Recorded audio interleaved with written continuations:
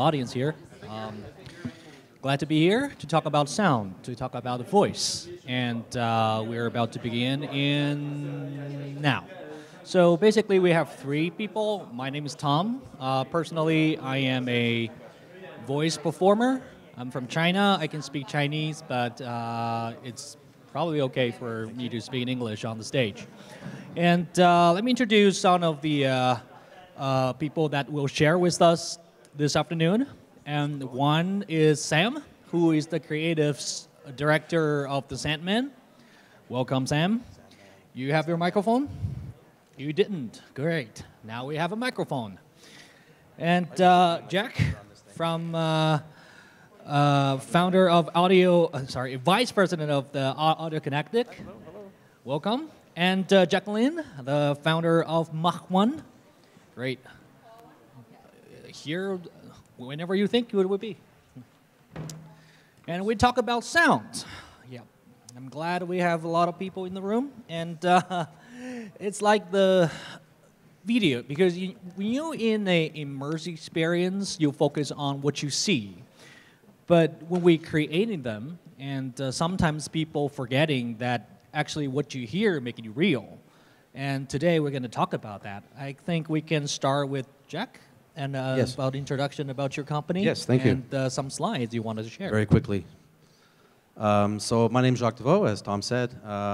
If you have any questions about anything, my email address is jdeveau@audiokinetic.com, so please feel to send me anything you want to know more about the company or what we're doing.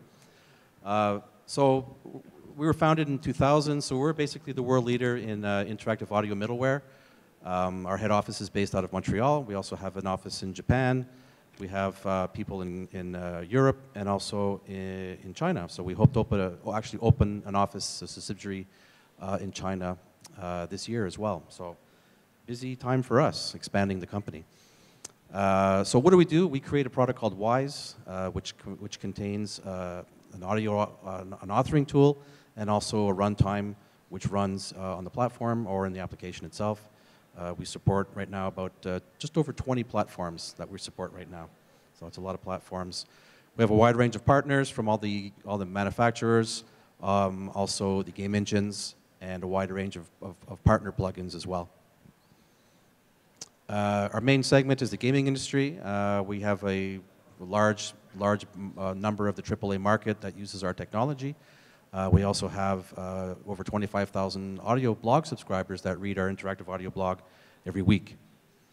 VR is also a big area, AR, VR, and MR is big for us as well. We have right now over 500 different projects that have used our Wise technology in VR projects.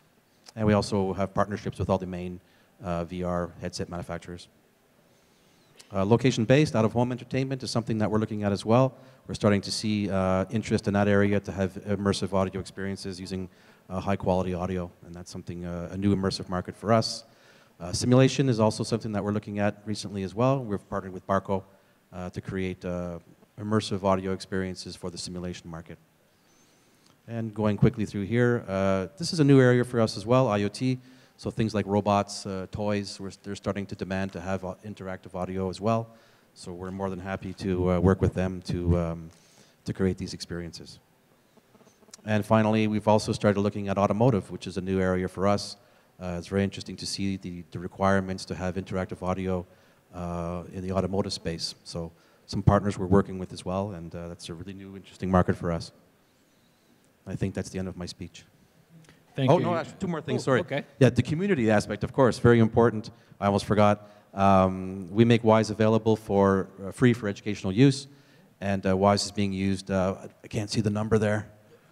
Martin, how many universities use Wise? 200, over 200, thank you. And we also have a creators directory where sound designers, audio creators can actually participate. When they create projects, they actually appear in our list, and it's a list that you can search worldwide to find content creators or sound designers around the world that can use Wise. Okay, thanks. Great, thank you, Jack. And Sam, would you like to do some introduction? Sure. My name's Sam Wei, the creative director at Sandman Studios. I have 12 years of experience in the AAA game development industry and animation as well. I actually started as a 3D artist doing environment work. I worked at Nickelodeon Animation Studio on shows like Kung Fu Panda. I've worked on games like Abzu, which I think uses Wise.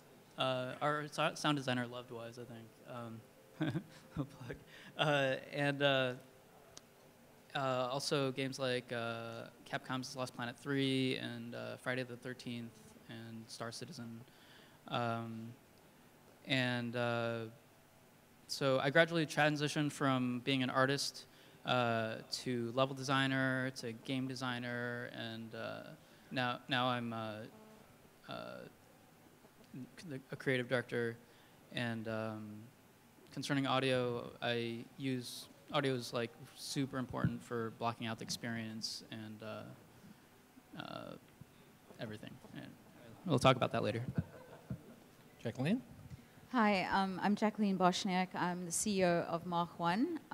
We're a sound technology company working in spatial audio for VR and AR.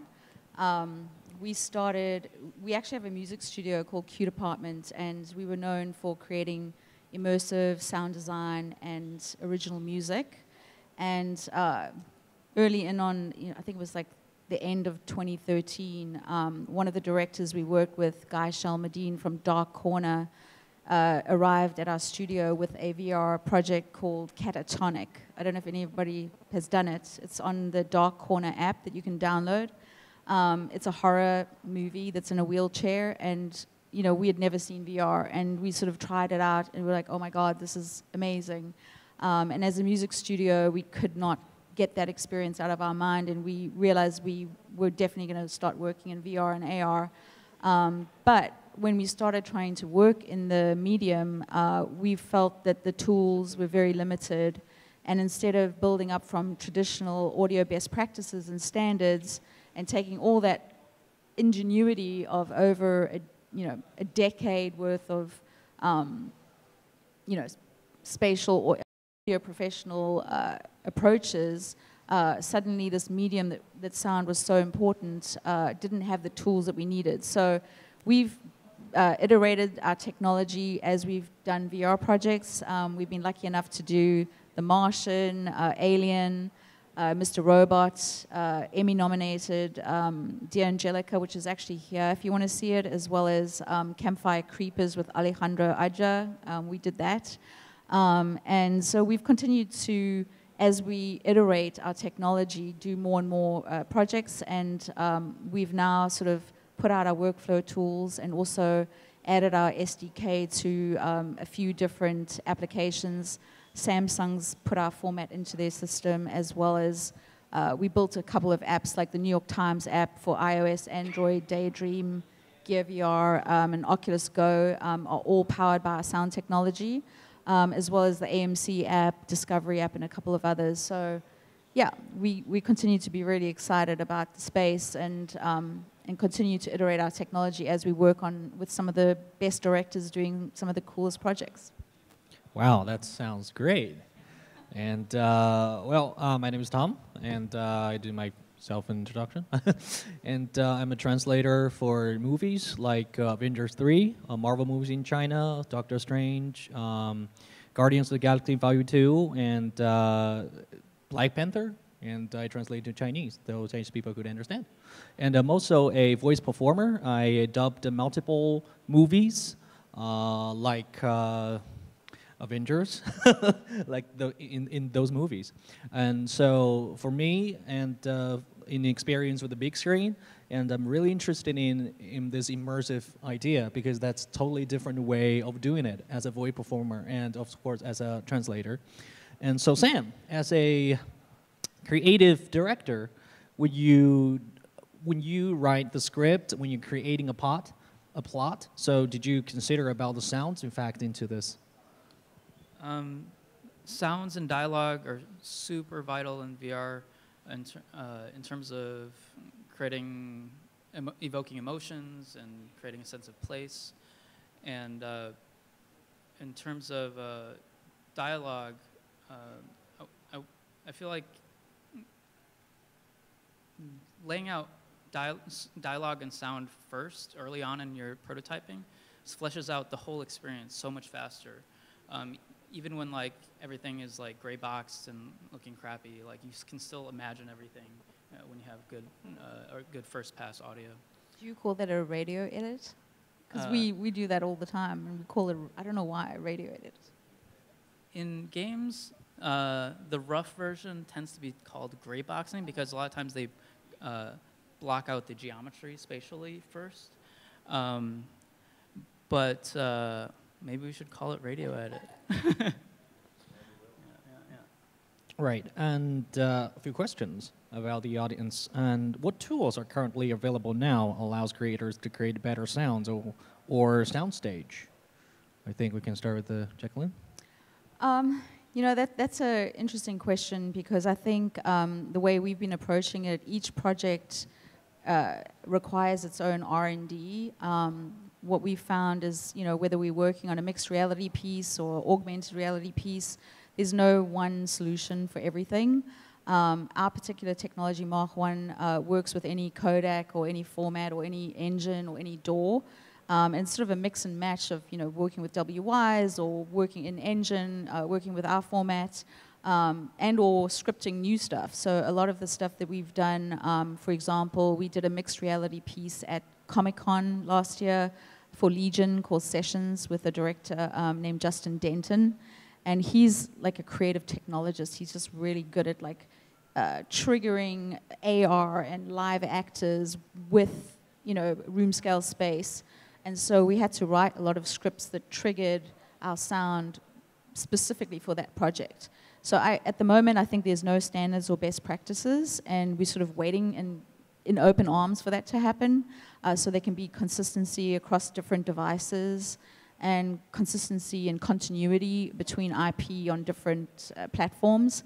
But for the most part, each project we approach as an R&D to figure out like what's the best way to do this specific project. And along with those lines is, you know, audio was always a post-production piece, so we were always involved at the end. And now with VR and AR, I feel like audio is on an equal playing ground with the visuals. Totally agree with that. And it's the rise of the audio director. So working with a creative director, because sound is very malleable and you can misdirect or direct, you can hyper-real sound or real sound. So what we've noticed is the director uses sound to edit the piece. For example, if you want to nudge a visitor on a certain journey, in VR they're in a sandbox and they can really go anywhere. But if a door slams here, chances are I'm going to turn around and go that way. So the director's made a sound decision to direct you in a certain direction, and he's controlling that narrative. Even though you're free to do whatever you want, it's highly likely that you're going to go that way. And so I think it's a combination of like using whatever tools are at your disposal to achieve your creative goals, and then working with the director to craft what it is that you're trying to do. And I think from our company's perspective, we almost feel like we're on a sacred mission to defend quality sound. Like, how do you, in this medium where sound isn't sort of an audiophile thing, like, oh, like I'm so into high quality sound, and you know, I'm an audiophile out in the, you know, the outlier levels. Sound is critical for maintaining immersion, and anything that isn't quality breaks that simulation immediately. So for us, we would love to try to keep all the studios that do sound and have been recording sound and high quality production value for Hollywood, keep those engineers in business, keep those composers writing, and give them the keys that unlock, you know, creating sound for spatial mediums. And so that's something that we hope to do. That's our larger goal. Right. Sam? For me, I've been basically using Unreal Engine for the last 12 years, and it has good stock audio tools that, of course, can be augmented by plugins like WYs. You can place audio spatially and control its fall off and attenuation, all kinds of stuff. And on Abzu, our sound designer used Wise, and it sounds like he had a lot more meticulous control over the sound design. And yeah, that's about it. Jack, what about you? Yeah, for us, I think it's important to focus. I mean, like as they mentioned, there's a lot of choices depending on what you're doing. In our case, we're always require an engine or an application of some sort to trigger the audio for Wise. Where we're focusing on a lot is the spatial audio. That's an area that we've done a lot of research on. We've released some new products related to that, and I think we're going to continue to increase that realism by using our spatial audio and other spatial audio technology as well. So I think that's really important. Yeah, I totally agree, because it's all about experience, that you put your audience into that moment, and to make sure that to give the director what they want, and while you're working with those artists while on the way, because how those tools can help them better. And another question, and how to better engage audience emotionally with sounds? That's kind of a creative question. Oh, hey. If there's so many ways. Like there's ambient audio layer that can give you a sense of place, like in our Fresh Out short that you should check out at the screening area. At first, you're a carrot underground, and you hear the echoes of your voice, of all the characters' voices, and little water droplet sounds in the distance, and it just gives you a sense of your. And then when you get pulled up out of the ground, spoilers, you hear. It's no longer echoey. You hear the sounds of wind blowing on a plane, and crows circling overhead. So you totally, sense of place, and then on top of ambient audio, you have sound effects that to mark certain impactful events, and then there's dialogue, which is of course verbal communications is pretty important, and narration. Yeah. Well, Jacqueline, do you have any experience when you're working with those directors or creators, when they give you a hard question about how they should be helped from your company? Yeah, I mean, I think a lot of our ingenuity and our technology came out of those questions that weren't being answered. One of the examples would be we did the sound for Mr. Robot with Sam Ishmael, and I'm a huge fan of his TV series. And he was in our studio. He became obsessed with the virtual reality piece.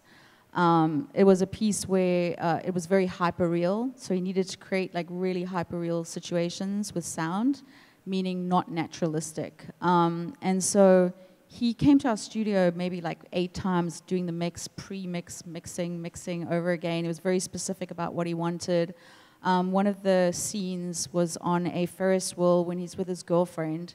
And when you get to the top, you can either look out and see the ocean with the seagulls, or you can look to the right, which is sort of Coney Island situation. And he wanted a extreme panning, where in one direction it was just one thing happening, and in another direction it was another thing happening.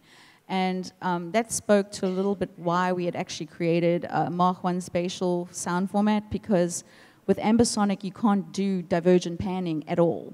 It's not possible. So we landed up doing the mix in our studio and deploying it for Within, which actually had our spatial format in it, so we could decode. But we also had to run that piece on YouTube 360 as a YouTube video, and YouTube doesn't have our spatial format. And I remember Sam Ishmael called us and he was like, "You need to re-upload it on YouTube, it's not working. It's broken." And we're like, "Oh, I'm sorry, we actually don't have our playback system in YouTube. So it's not broken, it's just using ambisonic, and ambisonic doesn't do divergent panning."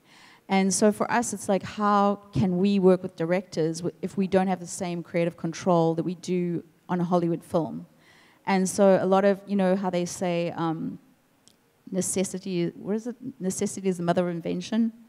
So out of these crazy demands of directors, which aren't that, they're not crazy demands. He just wanted divergent panning. Out of those situations comes a new sound format that we were like, oh, wait a minute, maybe we have a format here, because we do want to be able to bring in all existing best practices into a medium where sound's so important. So for us, a lot of this sort of interaction between working with the director and bringing his vision to life through sound, and then creating the tools that actually empower that ability has been sort of like how we have moved forward in the world. Great. Jack, you have any experience in this? Yeah, I can think of one example recently, actually with Skywalker Ranch, who are based out of just north of San Francisco, who are working on a project. I forget the final name, but I'm sorry, I forget the name of the production, but. Star Wars, maybe? No, it's not a Star Wars. It's border crossing was the name of the project. So it's basically an experience of immigrants crossing the U.S. border and having to deal with the police, the border police. And when they started that project, the Skywalker team automatically went crazy and it spatialized everything, and they treated it as this is a VR experience. So let's go full out on the panning, spatialization and everything. And the director, who hadn't worked on a VR project before, didn't like it because the HRTFs and the filtering and all that. So they had to go back quite a few times to kind of make a hybrid between what they thought was a standard approach to a VR experience, and actually take it back to a hybrid with something 2D. And 3D, so they really had to work hard to meet the director's expectations. So I guess my point is, just because the tools are there doesn't necessarily mean that that's what you need to do at the end. So there's a creative element to that. Right, and I think for a lot of people who first starting into this immersive industry, and they have no idea the difference between this. Like in the movies or TV series, what is the difference between that? So on the process, when they creating a story and they use the old ways, so in terms of the new ways of making things alive, do you have any suggestions for those new beginners in terms of sounds? We can start with Jacqueline. I guess I'm going to give a biased answer, because our workflow tools have been designed to allow composers that are working in Hollywood or 2D to immediately be able to unlock and work in 3D with our tools. So that's something that we just, like, our format allows you to pre-render high quality. It doesn't have any processing, so it's 100% transparent. So whatever you hear in the studio or on the headphones with an IMU is exactly what plays back in the either three degrees of freedom in cinematic VR or 6 degrees of freedom in engine. And for us, like, it was about having that one-to-one bridge of quality, where in some other ways of doing it, it triggers a response that renders your directionality on the fly, and that's another sort of abstraction layer or processing that's happening on top of your mix. So for us, we wanted a one-to-one, 100% transparent. Like, if you're in the studio and you mix and pre-render that, it's almost like holographically baked, goes into the engine and plays back directionally with no 100% transparency, so no color. So yeah, that's sort of what we've done as a company, and wanted to enable composers that were already working in studios to be able to work in this environment, and also keep those studios in business, because I feel like there's less and less studios and engineers, and how do we retain that craft and bring them into this medium, not sort of say, oh, it's all new, throw everything away. How do we say, bring all your knowledge into this medium where it's so exciting and audio is so important? Great. I have two pieces of advice, I guess, for people just starting out. First of all, kind of what I kind of already touched on is to try to block out your experience with audio early on, just because like it affects the experience so much. Like just a simple interaction of like touching a button can be enjoyable or not just by the sound, whether it makes a satisfying sound. And second of all, something that was new and interesting to me when we were working on the Fresh Out project was traditionally when you write a screenplay, right, all the dialogue is sequential and it's linear, right? And then, but during part of the narrative where things get chaotic and you have you want to create a sense of chaos and intensity, the dialogue we wrote in the script actually wasn't enough because, well, one person's talking, you actually want like 3 other people talking at the same time to create that sense of chaos. And so, and also, in order, this is actually manageable in VR because first of all, spatialized audio makes it so your ears can separate out the overlapping dialogue more easily. And on top of that, we added dynamic audio mixing where the character you were looking at, the volume of his voice was higher than the other characters.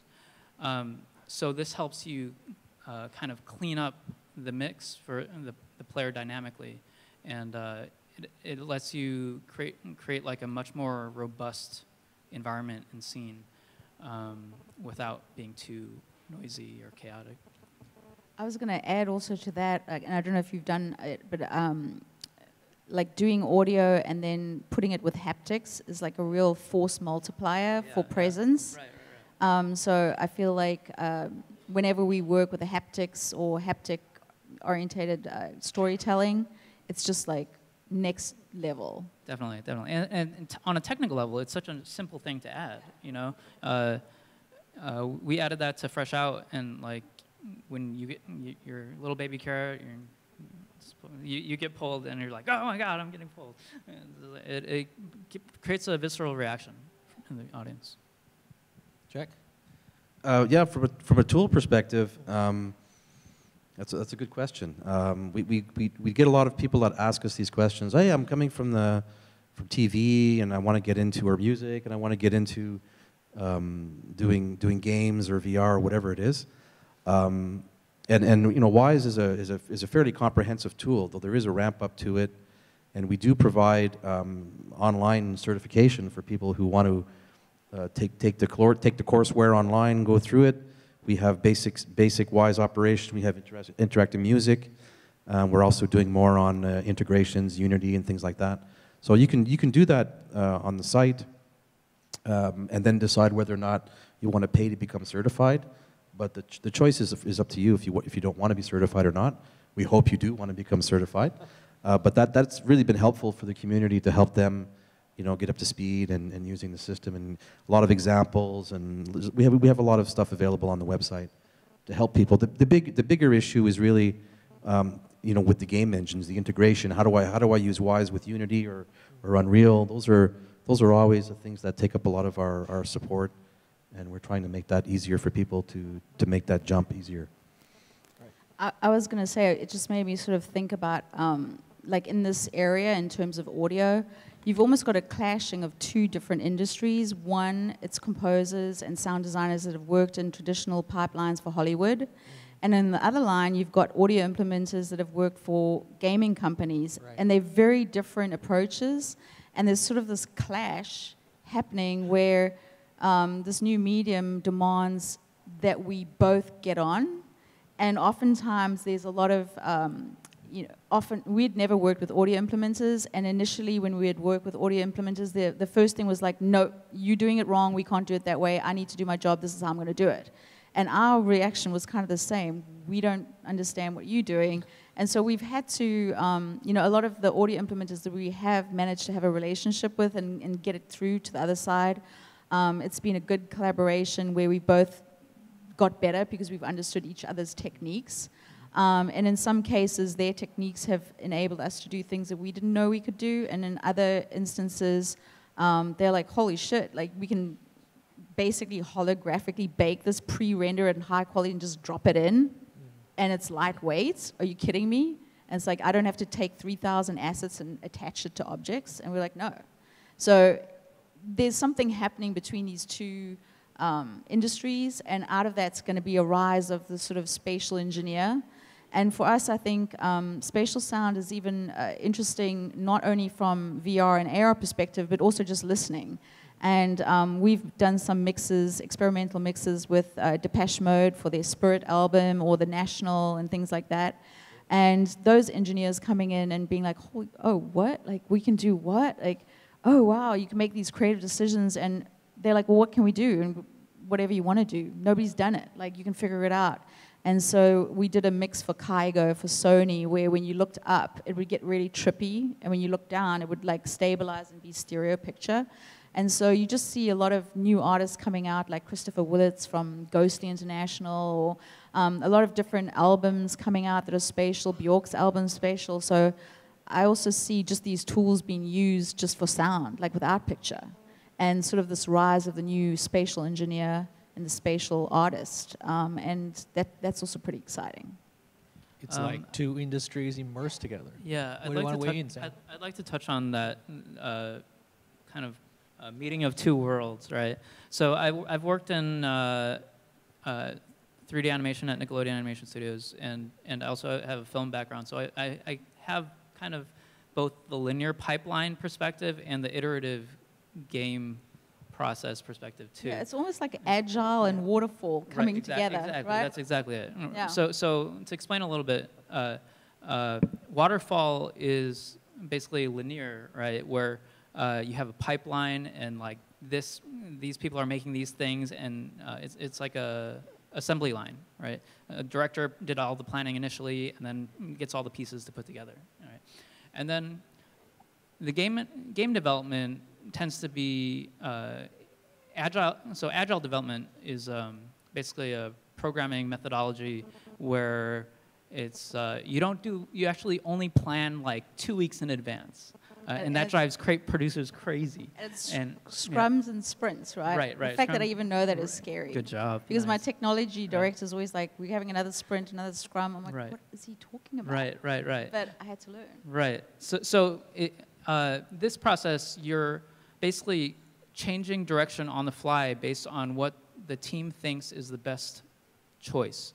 And you constantly have a feedback loop of like, okay, what's our highest priority goals now? What user feedback do we have? Like in my case, it's player feedback, where like, okay, the players totally didn't look in that direction at this plot point and completely missed it. Okay, we have to change that. So these kind of this kind of agile methodology, you kind of helps you react faster because you can't plan for everything in VR because it's such a because it's a new medium. Also because there's just so many experiential things you can't plan for. So on top of that, I want to ask, when you do your job, all of the three, when you do your job, the top misunderstanding from your clients or your audience, what's that supposed to be? The top misunderstanding from the clients or from the directors or the working partners of the work that you are doing, the top misunderstanding. I mean, I think that most of the time my clients are like, oh, this is a really exciting creative project, but we've got no money, and we want you to do X, Y, and Z. And they don't understand that the amount of work, you know, when you're working with a rectangle and it's flat, it's like 6 times the amount of work you need to create for sound. And they don't really understand that. So a lot of the time it's trying to educate people on what sort of work and what kind of manpower and how many hours it takes to actually do the job, which is literally 6 times the amount of work as a rectangular 2D or flatty world. So, like, you know, I think that's one of the biggest challenges, and then getting enough time to do it properly. And a lot of the things that have changed, with this sort of agile, production thing is you iterate, you reiterate, and QCing has become a huge part of our pipeline, which, obviously with Hollywood movies, you don't have QC. You ship it, you mix it in 7.1 or 5.1, and that's it. But with VR, I feel like even when it goes onto the device, when we check it, we're like, what happened? Like, somebody did something wrong, it was side-loaded. What? Like, we constantly have to check it at every single point that somewhere along the line something didn't go wrong in that it's working and playing back the way we intended it to. So that's kind of, QCing and budget. So basically the complicated of this project is supposed to be. Sam? Your understanding as a about game this. developer, like, the biggest misconception is that I work at all. Is it, like, it's hilarious when, like, people still are like, is it like in Grandma's Boy? Like that, it's like a movie about video games from the 90s or something, where they just like make video games like that and play at video games all day to make it happen. It's actually a lot of work. Basically saying what she said. In terms of audio, I don't know if there's any real misconceptions. Maybe the amount of this kind of also has to do with the amount of work. Audio tends to get neglected for the beginning of the project, which is rough. You're so right, because capture, like often, people say, oh, we recorded everything, we're going to give you the sounds, and when you get them, you're like, are you kidding me? What is this? And then there's not it's enough unusual. time. And there's not enough time to implement it or get it authored correctly at a high quality and also, anyways, Jack? Yeah, I think in our case, dealing with a lot of these new areas that are not standard gaming, it's business model issues. So things like VR, we don't have money, or location-based, our standard gaming license doesn't apply. So we're lucky to have a lot of good partners that we can discuss and come up with models that work for everybody, because it's something that we have to listen to our customers, otherwise they won't use us. So basically, we use the misconceptions and then we try to make it a product to them. Yeah, it's Wow, that's great. Not necessarily misconceptions, more like adapting to what their requirements are. Yeah. Great. Wow. It's almost like the client has to have an appetite for risk, because in this sort of area, you need to iterate and reiterate and take sort of that leap of faith that you've consolidated the right team, and that team's going to R&D this and figure it out. But you do need that trust, because most of the time it hasn't been done.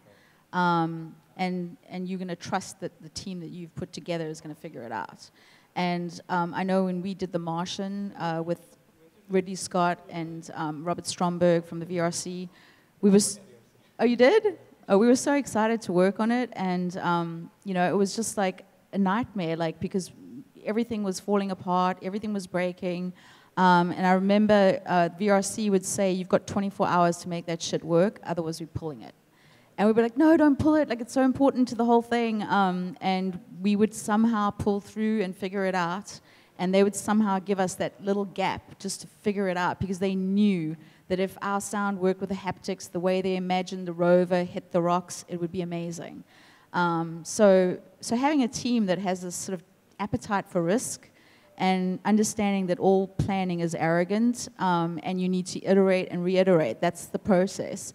And then sort of adopting this sort of agile production process, but then also still bringing in the traditional best practices of Hollywood, because Hollywood produces amazing quality sound, and we need that in VR and AR.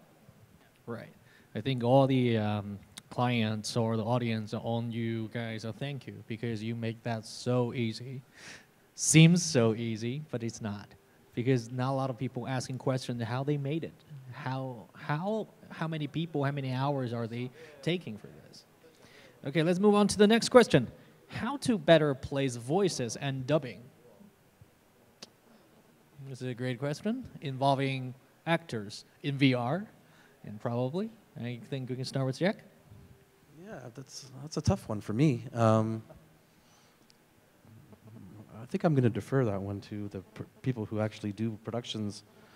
I mean, I can kind of speak to that because I think one of the areas that really needs like a lot of development in is the capture area.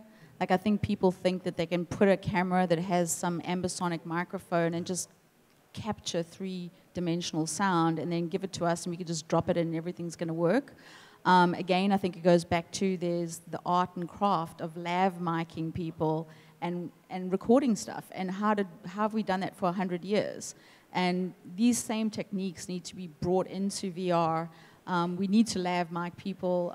We need the ambisonic microphone to capture the room tone and figure out, we need impulse response tests to figure out what's the algorithm of this room. So once I'm back in my studio, I can create any sound and apply that impulse response to it and recreate this specific resonance of the space.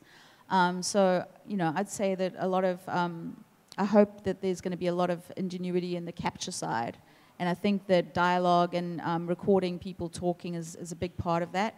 And then oftentimes I feel like there's so many different people doing the dialogue, doing the sound, and doing the mix that sometimes it gets lost in translation, like how to duct everything in a way that makes sense for the overall experience, because everybody seems to think that what they're doing is more important than the other person. Right. So you need this sort of audio director, which is kind of what I was speaking about before, the rise of the audio director with the director. I see that like being something, a good way to move forward and have somebody who's always going to stand back and say, is this serving the story? Is the dialogue loud enough? Or is it soft enough? Like, you know, otherwise there's a lot of competing egos about what's best. Great. Sam?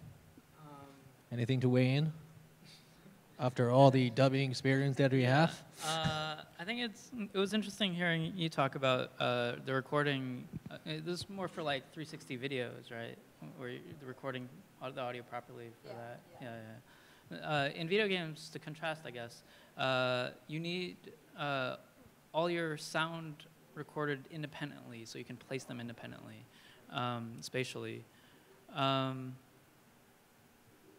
don't know, just like getting good, like you said, getting good quality recordings of your voice actors, getting good voice actors.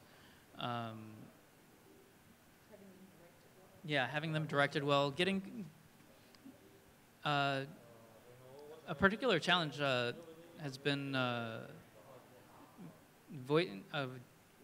voice directing remotely sometimes. Sometimes your voice actors are remote. And getting the exact performance and intonation out of them that you need can be really challenging. Yeah. Well, according to my experience in terms of recording video games, let's try one character like 200 lines. And usually for movies, I probably only need to work like 2 hours. You know, 200 lines, 2 hours. And it's like a line there, and you just go and perform.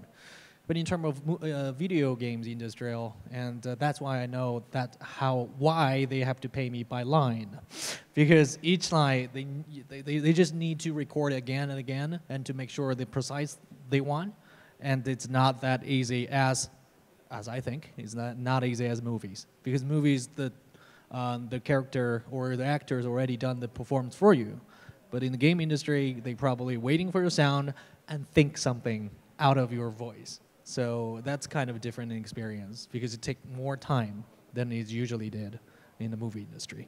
So last question, and what are the technological challenges and we can expect in this area over the next 2 years? So fortune teller questions. Jack? Fortune teller questions. As I mentioned, I think spatial audio is still an area that is very important. We'll see improvements there. We've made some interesting plugins, synthesis plugins, things like that have been very successful because they solve very specific solutions. Things like that don't require a lot of memory or a lot of CPU. So from a technology side, I think that's something we'll continue looking at to help. I mean, these are problem solver plugins, things that that benefit the sound designers. Again, reducing memory and reducing CPU. So that's something we'll continue working on. Other than that, I mean, we have years of things to do beyond that. So there's no shortage of work. Because we have to support all the platforms, we have no choice. So that's something that we do. We optimize for all of these different platforms. Right. And we're over 20, I think, now. So there's a lot of work there that way. So we can't necessarily innovate there because it's platform support, but we do try to innovate in other areas, and spatial audio is definitely one of those areas. Sorry, one of those areas, but synthesis as well. Right. Yeah. Sam? I can only see 2 weeks into the future. I have no predictions. Jacqueline? Well, I think it's a very exciting time for sound. I think voice is the new search. If you look at Siri, and Alexa Home, and Google Home, people are no longer typing stuff. They're actually using their voice. So there's this sort of like revolution happening with sound, which is really exciting. And I'm not supposed to say, but I always like to say we're building the 22nd century music studio. And my company's like, don't say that. That's so far away. But for me, I don't think it's that far away. And I hope that we can continue to acknowledge and have a tip of the hat to all the great composers, engineers, sound designers, and all the great work that has been done in Hollywood, and bring that into this new medium where sound is so important. And understand that we're not doing it because we're audiophiles and we're freaks that love sound, but that this medium demands that level of craft. And keeping studios open, keeping engineers working. I don't want to see any studios go out of business. I want to see them flourishing and opening up more. So for us, like getting our workflow into the hands of existing engineers and composers and allowing them to unlock the key to work in this new medium is our goal. And I think it's just an exciting time. I think we've sort of exited the visual industrial complex and we've entered the sonic arena, and I think that's pretty exciting. Wow. And time flies. After 45 minutes, and I think this is the end of our forum. And just like I said previously, I think all the people, all the audience, and the people who work in this industry owns the sound, or people. I would say the people who make the sounds a thank you, because it is you guys, it is the people who actually working on the behind the scenes make it possible. And make it so easy that people can enjoy the scene, can those artists express their view on the big screen or on the immersive experience in this AR and VR stuff. So thank you very much for the participate, and thank you all the audience to listen. Thank you. And that's the end. Thank you. Thanks.